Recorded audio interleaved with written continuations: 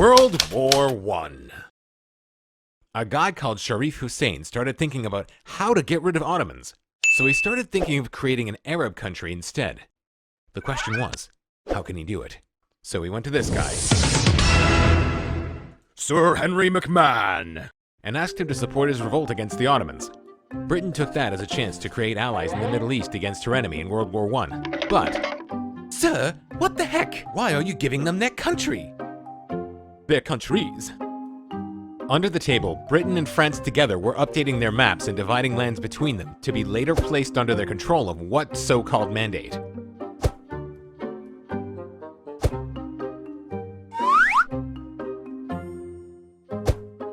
This was all behind the back of Sharif Hussein in a famous agreement called Sykes-Picot. Sharif felt fooled. But the good manners of Britain, she gave Sharif Hussein some parts under their control like Iraq and Jordan. They put his son Faisal, the first king of Iraqi kingdom, but it was just a puppet state. After 5 years from independence, a boy was born. This boy was well known as Saddam Hussein. Saddam's life was tough enough not to smile in that photo.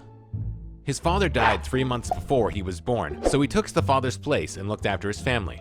After his father's death, his family moved to live in his uncle's house, but later, his mother Sabha got married to Ibrahim al-Hassan and moved to live with him.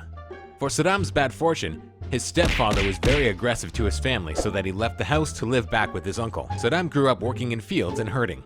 In 1955, he moved to Baghdad to study at the school. There, he involved in military college and started knocking Ba'athist Party doors. That party played a role during the 14th of July Revolution, which overthrew the Kingdom of Iraq, led by army officers Abdul Salam Arif and Abdul Karim Qasim. They executed the King Faisal II and announced the new Republic of Iraq.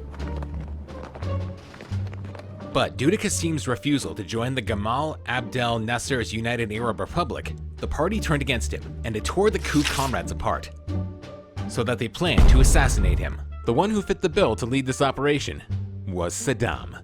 During the ambush, Saddam started shooting prematurely, thus they failed to kill Qasim. As a result of the failed ambush, Saddam quickly managed to leave the country for Syria, and spiritual home of the Ba'athist ideology. But from there, Saddam moved to Egypt, where he made good relations with the Ba'athist Party, and as well with the president, Gamal Abdel Nasser. Although Saddam didn't give up his love for Iraq and could return to Iraq in 1963, where he was welcomed with very warm greeting. He actually served in prison only 2 years because of the help of the Ba'athist Party. He made it to flee. Later, on a lovely morning in Baghdad, at the gate of the Republican Palace, Saddam didn't hesitate to be the first one to send greetings to President Abdul Rahman Arif.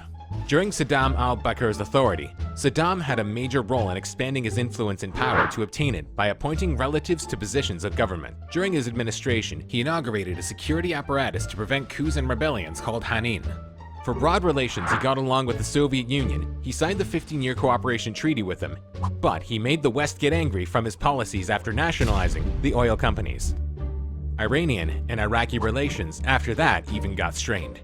In northern Iraq, the Kurds' revolution broke out in 1974, backed by the Shah. In the south, there was a bit of disagreement over the Shah al-Arab, the shore of oil. Later, they came together, both Saddam and the Shah, to sign an agreement in Algeria in 1975.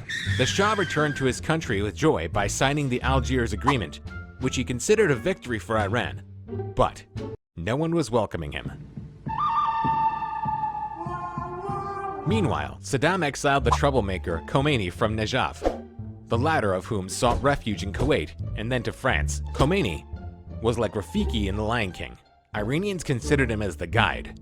So even in exile, he didn't leave the show, but instead, he kept provoking people to take action against the Shah. The Shah banned the pro-Khomeini newspapers through his Savak apparatus and confronted his opponents with arresting and dispersing demonstrations that led to an increase of tensions.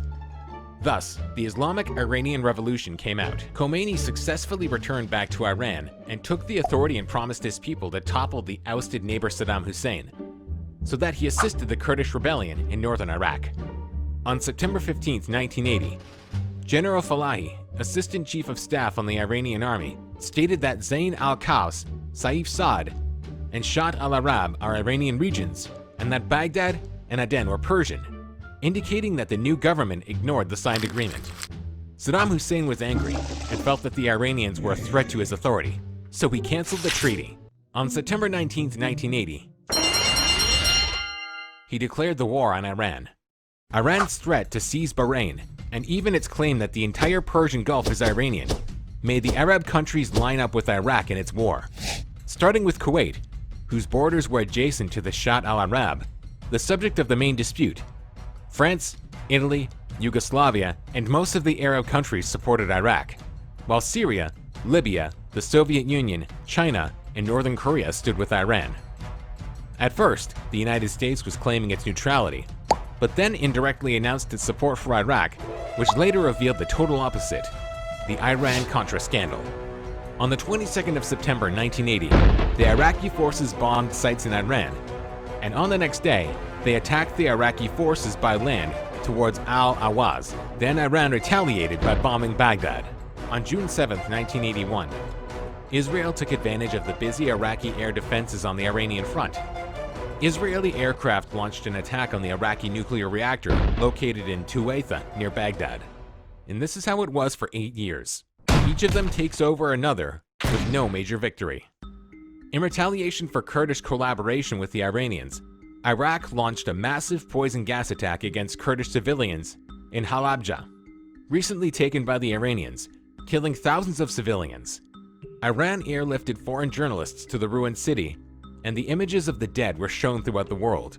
But Western mistrust of Iran led them to also blame Iran for the attack.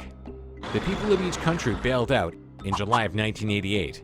Iran and Iraq ended one of the longest wars in modern history.